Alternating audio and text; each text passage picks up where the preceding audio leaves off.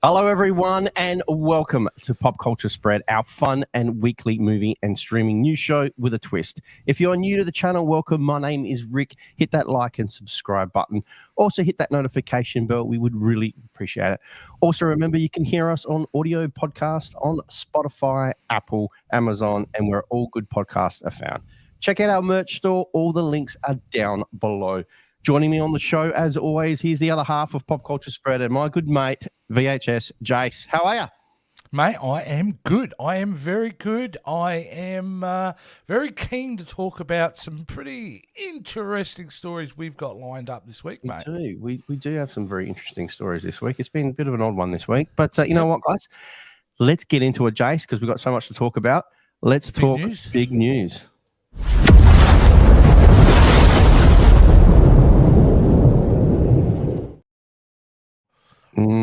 This is not a very good one to start, but Dreamworks Animation hit with layoff, cuts 4% of its staff. This is huge, Jace. This is what's going on here, mate, with Dreamworks. Well, this is and I think a sign of the times more than anything, Rick. Basically, this is indicative of what a lot of studios are going through. That is, they are suffering from inflated costs, writer strikes, overbloated budgets. So this is what I call the straightener, and I think you're going to get a lot of this from a lot of different studios coming up, where they're going, look, we can't pay $150 million for an animated film. It's just too expensive. They need to bring the costs down. Unfortunately, this means 70 people throughout the TV division, the marketing division, the film division, all being let go. So it's awful because it means 70 people have to go and get new jobs in an industry that's contracting. And I think people need to realize that we're going to see a lot more job losses in the industry due to that contraction of the industry. So, it's interesting. Now, DreamWorks, to me, is an interesting studio. It made some exceptionally wonderfully animated films. If I was to compare them where they sit on the ladder of things, if Pixar was Nintendo, I consider DreamWorks like the Sega Mega Drive. Great machine, some great games, but there's also some real garbage in there. That's where DreamWorks is at. But yeah, it's big news because it's still playing into this giant theory that I have that we're going through a massive. It's not even a theory at the point; it's fact with the stories that we're going through a massive change in Hollywood, and it's an exciting time. I keep saying this out of positivity because we're going to get some really great content coming forward. So, it's sad to see DreamWorks, a studio that's been around since '98, since they first came out with that film Ants. Remember that with Woody Harrelson, Sylvester Stallone, and all that. Woody Allen, not Harrelson. Woody Allen. And so they've been around for a long time. So it's going to be very interesting. The other thing with animation is, back in those days, Rick, like late '90s, early 2000s. CG animation was still a very new thing, right? And when these films were coming out, they were coming out every couple of years. They were big event things where people would go in to see. It's not just because there were great stories there. It was because of the CGI, and it was a big thing. These days, it doesn't mean as much, does it? CGI is everywhere. So, the impact of those films, I don't think are as strong. And I think DreamWorks suffers a little bit from that because Pixar, who has also suffered, I think right now are really understanding that good stories are what matter. It's really important to get the story right. So DreamWorks, like I said, has done some amazing, the Shrek franchise, for example, Kung Fu Panda, How to Train Your Dragon franchises. I mean, these are great franchises, but they've also done some not so great stuff. But I wish the best for DreamWorks. I don't want them to go away. If this is what they need to readjust their business model to keep them more viable in the future, I say go for it. How do they make animation cheaper? What are they going to cut costs on? Well, technology also improves processes, right? I mean, for an example, they once had a problem animating hair. and they had to create certain software to do hair animation for like Monsters Inc. Surely Well, the 20 software years is later, that's just a plug-in, right? I mean, that's not a big deal anymore. So what will happen is I think we'll get a ceiling, and I think we're there anyway with animated films in the sense of how they'll look. And you might even get CGI films that don't seem as finely detailed as some other ones. But that's just what they're going to have to do. Yeah. I don't think it matters in the long run, but it's just about that bar that's always raised. Maybe just has to stay in spot for a while to make it cheaper. Well, it's going to be a snowball effect, surely. I'm sure if this is going to go, I'm sure other companies are going to start to downgrade and they have to, Rick. They have to. But then where will these people go? Where do these 70 people go? They're already niched to do certain things. And it's not like they're just going to be snapped up by others. They may not necessarily be snapped up because the industry is contracting, as I said. Yeah. Scary times. We've got some comments here, Jace, just from one of our good. Sure, good go ahead. From Sci-Fi Queens. She says the streaming is in jeopardy for being a thing of the past. I don't know if it will need. I think it will. I think it will remain. I do think though, there'll be a lot less content on the streaming services, and there'll be less streaming services. I think you'll find some of these studios might go, all right, we'll combine together to make one Uber streaming service, because they're just not viable.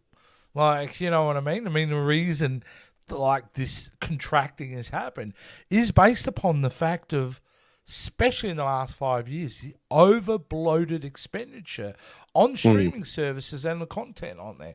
Now, I don't want to sound like I'm complaining, because I myself have benefited from those over-produced budgets. You know, we've got to see some amazing stuff. But what's more important is industry viability long-term. So I don't think streaming's in trouble, Nita, but it's definitely going to change, 100%. Yeah.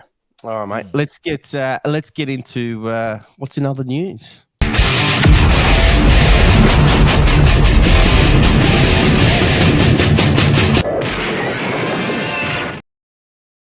Wow, this is so the SAG-AFTRA accused studios of bully tactics as talks suspended. On Wednesday, the Alliance of Motion Picture and Television Producers halted talks, given that the gap between the parties is too great. What do they mean by it's too great? Well, they had been negotiating, and the same team, I believe, from the studios end had been negotiating with SAG-AFTRA. But basically what they're meaning is what the barriers are kind of just the barriers they don't want to move on. And one of them, the big one that they're really dealing with here, Rick, is the usage of AI. Because the studios don't want to buckle the people's likeness. So if you sign up to be Rick, they're going to sign you up to be the Thing in the Fantastic Four movie. You just got the job. Congratulations, Rick. Right, you're going to be wearing one of those tennis like little ball suits, like Ruffalo, holding up Folk Thing hands. Right, that's your job. Now, currently, they'll scan you into a computer if they don't need you, but they need the Thing to do pickup shots. So they film with you and they're done. Right? But they need to add the Thing in later. So they can take your likeness, take all your movements and do that. And then, after the film is done, you're now playing Hamlet in the West End. You're done. They decide to make a sequel and you go, it's not enough money, I'm not coming back. Too bad. They got your likeness. They could use your likeness and everything that you've done and then continue to profit off that long term. Yeah. With you not seeing any dividends.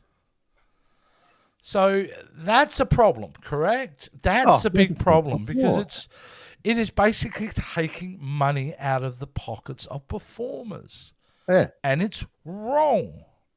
You can't do that because the game is very simple here, Rick. The plan is very simple to make actors less important in the process and therefore creating a situation where they're just going to have no choice but to sign away their likeness. Now, for some it's a choice. I believe Mark Hamill has. Like Mark Hamill signed a deal with Disney, letting go of his likeness. right? So Yeah. they can use his likeness no matter what for the Star Wars films as long as they want, which actually won't be too long because they'll recast Luke sooner or later. But it's a dangerous territory, and there have to be rules around this, Rick. There have to be agreements made, So I understand why SAG-AFTRA is like, nah, we're not doing this, guys. We're not going to allow our likeness to be exploited with not seeing anything in the back end. Because it's not a moral thing. It's not like the actors going, well, you shouldn't. It's about getting paid. Oh, money. That's right. And why shouldn't you get paid, right? Why shouldn't you get paid? I know. If you're doing a job, you should be getting paid, of course. There was that thing we were talking about AI, and there was that thing, I don't know if you saw it with Tom Hanks, and someone had did I think it was I don't know if it was a commercial or something to do with dental, and his likeness. I mean, if you've seen the footage, you'd say some people say it didn't really look like him, but it does look like him. But that's scary stuff. Like he had nothing to do with that, and this technology is out there. Like the biggest danger in that aspect to me is misinformation, because as AI gets better, and it's already now, I've seen clips on YouTube Shorts where it's a conversation between two people, and I've just recognised that, hang on, the lips aren't moving properly. This has been AI'd, but it's going to come to a point where that we're not going to be able to tell. We're really not going to be able to tell. It will. That's scary. So it's pretty scary kind of stuff. So, yeah, look, I think last week we reported, or the week before, that this, and I'd said this was going to be a long-term issue. It's going to be. We're not going to see a resolution before Christmas. I hope I'm wrong, but that's the way it's looking, Rick. Yeah, not good, mate. Let's move on to another studio, Jace. There's a lot of studios in this news. Miramax TV boss says there will be much lower budgets in New World Order MIA market. What is going on here? Interesting choice of words, New World Order. Yeah. What he's referring to is what I've been referring to. There is a change. There is going to be a new way to making films. And Miramax, just like we explained in the other story, have to make cuts. So they were just saying, actually, the boss, TV boss, who he is, of Miramax, come out and saying they just did a show for Amazon Prime for $8 million. What? A whole show for $8 million, which is extremely cheap to do a full series for $8 million. So it's possible, and it's something they have to do. Otherwise, they can't do it. And so that's what's going to be happening, Rick. As I said in the first story, industry is contracting. Things are changing. Independents are coming out. Independent studios who are known for smaller budgets are now coming out and going, too expensive to make movies, guys. Something's got to change, So the days of blank checks being written and handed out are gone, mate. They're gone. They're done. It's going to be smaller stories, but again, I think I've said this before, and I'm going to keep repeating myself. Yeah. Limited budgets allow creative opportunities.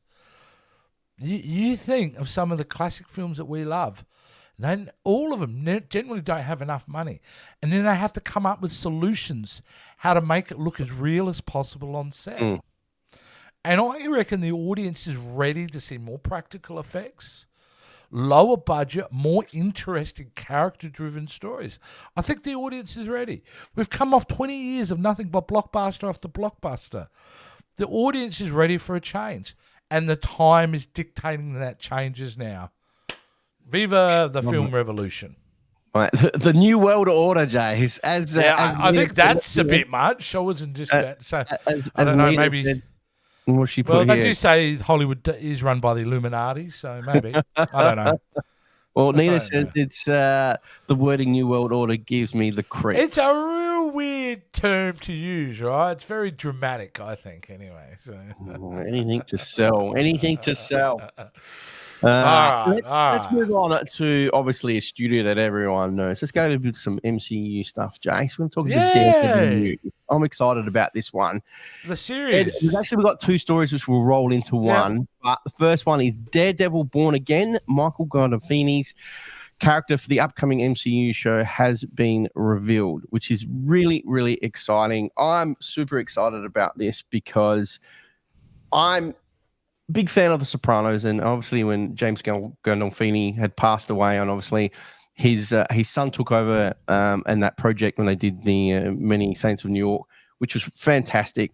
But to see him getting cast as a cast member, we're not too sure what his actually role is at the moment. Oh, it's not what you think. Is it what's he playing? What has they said what he's playing? Well, I'll tell you one thing, he won't be playing a mafia gangster, thankfully. No, of course not. Let's have a look here. He's listed as Daniel Blade. Oh, Daniel Blade, okay. Character. Right. Yeah. They thought he might have been cast to play a younger version of Wilson Fisk, but it's not. No. He's playing a different role. But good on him. And I know you're a massive fan, so I know for you this was a big story this week. An actor gets cast in a TV show. Yeah, but it's his board. You know what I mean? Like, he's just starting out. Like, you know what I mean? He doesn't want to be associated, obviously, with his dad and everything else. So, but branching out and getting a part in a Marvel show, which is huge, which is great. So it is big. It is big, and he's a talented young man. He did a great job on the Many Saints of Newark. Good luck to him. But it does move into the next story, which is a bit bigger than this story, I've got to say.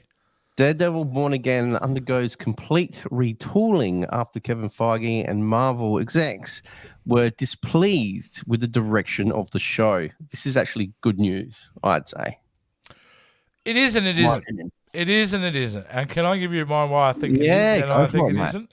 Yeah. It is good news because it's not unusual, Rick. It's been a long history in Marvel films that they build into their production process reshoots. Yeah. So what they'll do is they'll always allow 2 weeks after the film's done and they've all done their principal photography and they're in the editing bay to go back to change things up if they need to. I know most of their films and many of their shows have had retooling. So it's a very normal, natural process. Yeah. And it's a good thing because it means the makers of the show just want to get it right. And not going to settle but for nothing but the best. That's the great news. Yeah, correct. The bad news is this is pretty full on because this has been worked on for a while. They announced Daredevil over 12 months ago, and then it was still in development then. So they've decided to write what they're saying, a courtroom procedural. Apparently, you didn't see Daredevil until the 4th episode under the current version at all. And the rest of the time, it was set in a courtroom. So they've had an idea where they went, you know what, we need to get Daredevil back doing cases, right? Rather than the other Netflix show, didn't really spend a lot of time with him in court. The problem is they've gone too far, clearly, and they've gone, well, we've got to change this up. This is a Marvel show. This is a superhero show. So they're going back in and changing it. So it's not only are they not happy with the stories, they're not happy with performances, Rick, and direction. Because if you're watching the dailies and you're going, this isn't working, it's down to the director and the actors. Something isn't working there. And we know it won't be Charlie Cox because Charlie Cox is amazing. He's loved and all that. I just think they tonally have missed the target and they have to kind of go back and do it again. Interesting, though, because this was supposed to be out, I thought, in spring of 2024. No way that's happening now. Not with reshoots and rewrites. Nah, they'll get pushed back 12 months.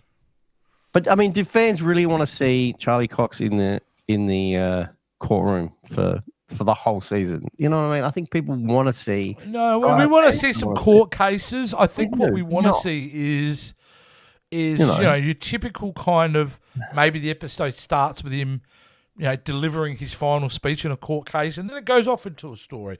I like the idea of because in the comic books, and there are people out there who'll tell me if I'm wrong, but I always felt with Daredevil that in a way his cases helped him come up with cases that he needed to solve as Daredevil. So if there was an injustice happening because this guy got off in a case, he would then go and solve that problem. So it is important to have court cases in there. But yeah, you can't have a Daredevil TV show and not have him in the suit for the first 3 episodes. But it sounds like they've got a lot of work to do, and it's in the middle there. I think it's a bad thing because this should have been identified months ago. So something's gone very, very wrong. But it's good to see they're not just going, oh, bugger it, and just move on with it. Well, there was backlash with him being in, fans weren't too happy with him being in She-Hulk, the way he was portrayed.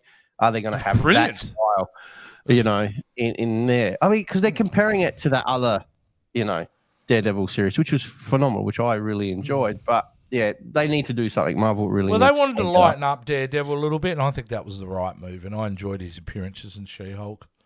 Yeah. Yeah. Yeah. There you go. Right, there you go. That's our Marvel news, mate. So let's get in to the train wreck of the week. And this is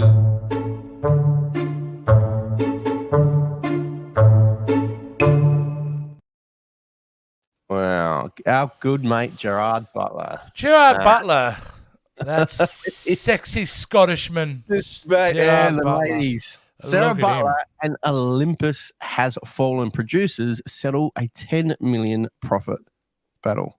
Update. I didn't even know this was happening. I didn't even know. I knew it was kind of happening in the background. This is absolutely the reason this is a train wreck of the week. Is an example why the industry has to change. Producers, and he is a co-producer in some of those sequels. The reason those films did as well as they did is he was a key component of it. Those things grossed hundreds of $millions globally combined. And they're screwing the main star out of $10 million. What are these producers thinking in this day and age? Wow. Why would you do that? And you wonder why performers don't trust the people around them. Why would you?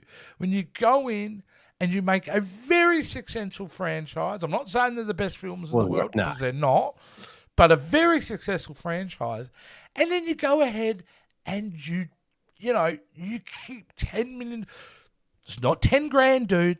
It wasn't half a week's pay. No. It's $10 million. Yeah. Absolutely obscene by the producers. They get the train wreck of the week because it is a train wreck. And I'm so glad that Gerard Butler's going to get his money. Well deserved. He's a fine performer. And God, they got to get the stench out of Hollywood so this crap doesn't keep happening. So, and they're doing another one, aren't they? Doing a fourth movie. I think Night so. Has Fallen. I think so. Yeah. So clearly they're making buck. They're making good money. He should get a bit of it. Come on, this is crap. And to allow it to get to court is absolutely horrendous. This should have been negotiated quietly, without anybody knowing about this. The fact that he had to take it all the way to court just goes to show how obscene some Hollywood producers can be in regards to depriving actors what they're worth. It's just unbelievable. If he goes out, there's going to be another actor that's going to come out and do the same thing. It's just going. You're going to. He wouldn't be alone. He's probably one of the first, Rick, that's been brave enough to actually, really take it all the way. And these things need to be exposed. So not only am I happy that he got his money, I'm really happy he exposed this, and these stories are coming to light out there because it's absolutely horrendous. It is a train wreck of the week. Hollywood. I'm so glad it's changing. Hollywood is changing. The times are coming. New world order, Jace. New world order. All right, guys. Let's get enough of all this. Let's just get out of Hollywood. Let's get out of the US and get into some good old great Aussie telly. I tell you what, any boss who sacks anyone for not turning up to die is a bum. What have you got this week for us, Jace? Well, heroes come in many shapes and sizes. They don't all just wear capes, right? And some of the things in Aussie TV occasionally is we get to see real Australian heroes doing real Australian hero stuff. So I've got a couple of longer clips for you today, guys, but let's have a look at, and this first one goes for a couple of minutes, our great Aussie hero, one of the heroes of the week. Take a look. Happened? Oh, well, it's really quite funny. I was in bed sleeping at 2 o'clock this morning. My wife comes in and says, oh, the shop's been, someone ran into the shop. And I said, oh, what? So I jumped out of bed and all I had was my undies on, and I've walked out the front and I've seen the car smashed, and I've seen the bloke walking back to the car. And so I've walked outside and I said, oh, what are you doing, mate? Like, you can't be leaving the scene. And he goes, don't be a hero, mate. And I said, I'm not trying to be a hero, but the police are coming. And he just decided he'd scoot up the road, and I just said, nah, it's not going on like that, mate. So I jumped in my car and I started chasing him up the road, and then he went down a side street, and then the police were coming, and I flashed them and sent them off in the direction of him. But, mate, all I had was me jocks on. I was chasing him up the street, and I'm just like, mate, like... Because you told me that this is your mate's shop, Yeah. and you didn't want him to get away. Yeah, no. Well, me mate's mum's had this shop for like 40 odd years, and look at it. Look at it. Whoa. It's a mess, isn't it? Beyond a mess. Oh, like words can't explain how it is, mate. Like. Now, Daniel, you managed to put some pants on in the meantime. Yeah, mate. It's good to hear. Do you feel like a hero? Oh, not really. It's just something you got to do for the community, mate. It's like you look after your mates, and your mates will always look after you. There you go. Good attitude. There you go, guys. Daniel, quite the Australian hero here this morning. As for the owners of the fish and chip shop, well, they are insured, but there is a big mess to clean up this morning. Oh, wouldn't you like to live next door to Daniel? Aussie of the day. Good stuff. And Jess, Yeah, thanks a lot. Jess, what Daniel needs to realise, Daniel, if you can hear me, you know all good superheroes wear their jocks on the outside, so it kind of fits the brief, pardon the pun. Yeah, but I had nothing on bar me jocks. Yeah, Lisa. Well, you missed that bit of the uniform, but that's okay. You're a hero in our eyes. Wow. Well done, Daniel. Yeah, cheers. Thanks a lot, guys. Goes to show what you can achieve in your underwear. Yeah. Thank you very much, Jessica Millwood. Check in with you again shortly. God bless our Aussie superhero. Aussie She said my jocks on. How good is that? I love the as she's in about that, you know, oh, and you've managed to put your pants on. Like, she's just still continuing that interview. I love it. It's so good. Typical Aussie bogan. But he is a hero. He's looking after his mate's mum's shop. So, all right, that isn't the other hero. We've got another Australian hero of the week. Let's check out this clip of how this guy handled the situation. When Nick Ziglinas went into his local 7-Eleven store for his daily coffee, he walked straight into an unfolding armed robbery. Now they're standing here with a gun. Down, everybody down, you down. A woman in a motorbike helmet was allegedly waving a gun and demanding money. Nick says he made a split-second decision. Land! Aha! Go for glory, you know, like a try. With the accused pressed against the counter, 7-Eleven franchisee Ricky Yan called police. When I saw the gun, I was just very scared. He'd been about to hand over hundreds of dollars before Nick's unexpected tackle. And I'm trying to get them over there because I'm wondering that they might shoot. Nick says he grabbed the gun, which turned out to be a fake, and threw it to the floor before a second manoeuvre. And I did my MMA around the head. Tackle. And that's it, hang on. His iron-tight grip only interrupted by police 5 minutes later, who arrested the woman. Store owners Ricky and Audrey thankful for their loyal customer. He is very, very brave. I'm very appreciated. Thank you, Nick. Ricky and Nick have been friends for 6 years, and Ricky says he's grateful for Nick's dramatic intervention after a spate of armed robberies and thefts from the store. This afternoon, Emily Beck faced court on 8 charges, while Nick Ziglinas returned to get his coffee. Curry-Ann Greenbank, 9 News.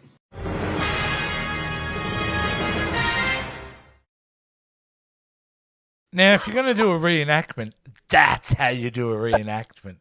His MMA moves. Blow by blow, he just showed us how he took that woman down. Yeah, that woman. Did you see her mugshot? Oh, she was terrifying. She was. Ooh. And it was a fake But gun. there you go. That's a couple Yeah, of great local Aussie heroes and great Aussie TV moments. That's it, Rick. We're kind of done, aren't we? We are done for another week. What a great bunch of stories we spoke about. Jace, we know that you are on a few other podcasts. Do you want to share with everyone where? Yeah, I'm loose with my loyalty, aren't I? You can also find me, Rick, over on the Jason Roy Gaston channel, where I am subjugated to having to do whatever Jason tells me in the world of podcasting. And I suffer greatly with the cats as we go and do some really fun stuff. We have some great shows. VHS Vault dropped a couple of days ago with an excellent film from the 80s, War Games. Go check that out. And, of course, we have our weekly streaming show, which is called If You Don't Agree, You're Wrong, where we review the week's TV. So that's really great. And you can also find one of our loyal followers over on their channel, something we were involved in the setup of. And that is the great Sci-Fi Queens, where we've got Nita and the girls. New show every 2 weeks. Go check it out. They really do some great stuff. The last episode was on sci-fi and gaming, and they had a guest, and it was really wonderful. And, they have a really good time. So make sure you go over there, subscribe, and support them as well. Yep. And finally, some friends of mine, because I do some back-end producing for them. I used to be on the show. But go check out... well, it used to be an old name, but now the YouTube channel is called Captain's Quadrant. Go check out Captain's Quadrant. They've got a new looker. I don't know who's done that, but it's a great work. And check out Captain Joe, Darv, and Jason as they talk everything Trek on a Tuesday night. And that's all I've got to say about our friends.